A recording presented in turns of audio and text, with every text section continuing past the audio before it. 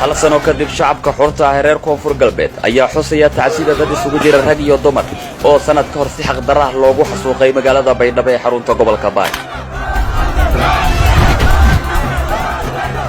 sanad ka hor maanta oo kale xukuumadda nabadii nolol ayaa kursiga madaxweynaha koonfur galbeed ku fariisay Cabdulcasiis Laftagareen iyagoo u maraya wada lagu daadinayo dhiiga haliyada reer koonfur galbeed iyo sidoo kale iska horkeenida beelaha walaalaha ee wada deegaanka.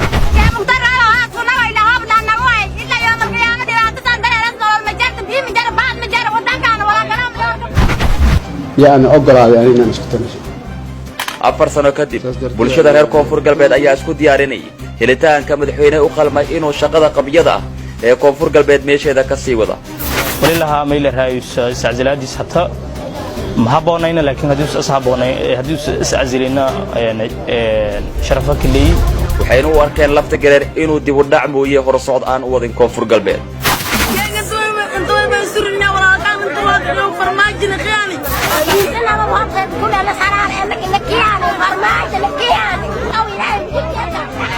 balse Laftagareen qudhiisa oo fulinaya danaha xukuumadii wasiirka ka ahaa ee nabadii nolol ayaa isku soo sharaxay kursiga madaxtinimo ee koonfur galbeed maadaama Laftagareen uu ahaa nin ay dareensan yihiin bulshada koonfur galbeed inuu yahay nin aan wadin danta deegaanka ayuu Laftagareen go'aansaday inuu ku fariisto kursi uu ka daadanayo dhiiga haldooradii koonfur galbeed.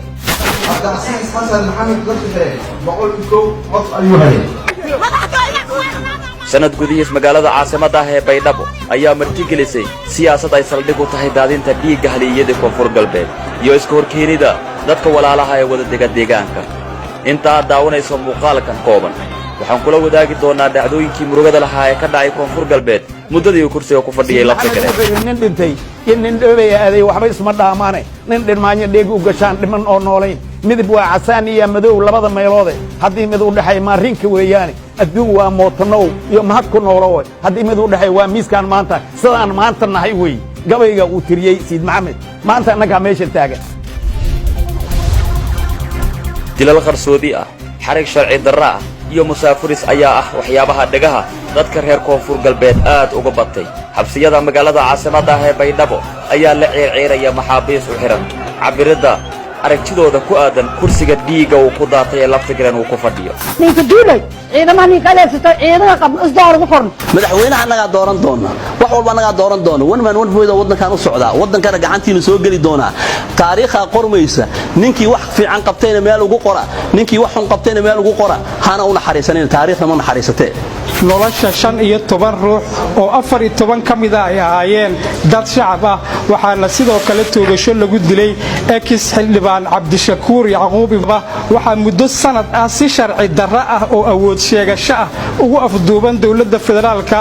ee Soomaaliya hogaamiyihii shacabka koonfur galbeed ee Soomaaliya Sheekh Muxtaar Robow Cali. xildhibaaninta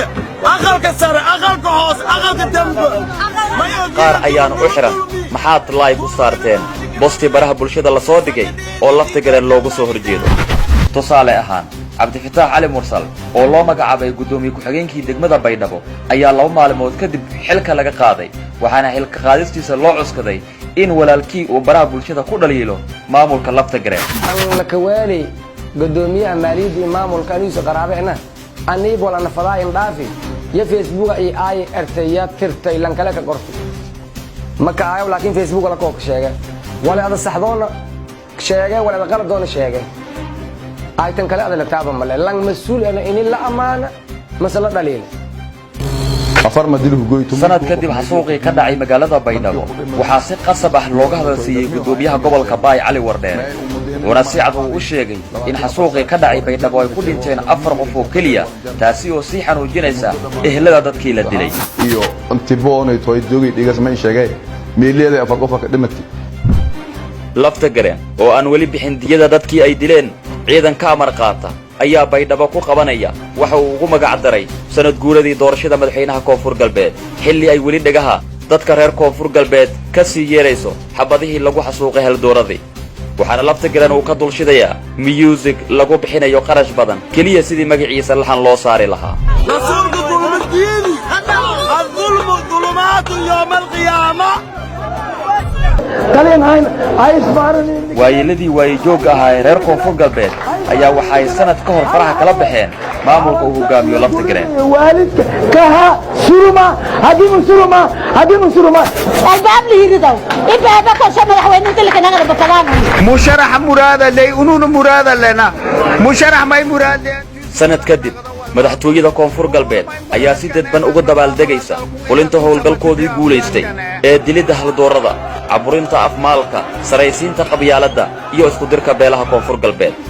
sii deynta sheekh mukhtaar robow cali oo mansuur waxaa min 2 jeer kala ballan qaaday maxamed mursal gudoomiyaha golaha shacabka iyo laftagareen xaalka koonfur galbeed ayaan ah allo u urbixi aniga gudoomiyaha ballan qaadnina ka surina sheekh mukhtaar wali roogay meel mati hore u soo baxay degani feelay oo ansaarna caafimaad qaba dawladda federaalka hayto namee ee qabatay laftagareen waxa uu marayaa in magaciisa looga maadaysto maamul goboleedyada kale waxa fiiri mukhtaar robow dawladdan wiilasha maxkamadaha u magacaabatay u jooga ayaga inay uga goyso muxuu ahaay warqad ugu soo qabto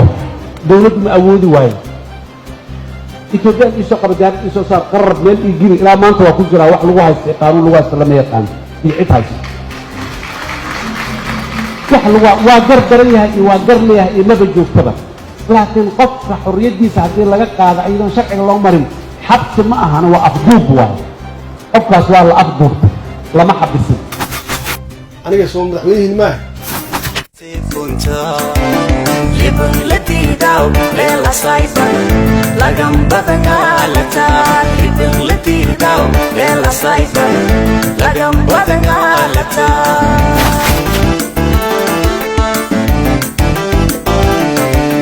labaatan jan lukshala kaboda unebadla naafajitasa libullati daw lela saipan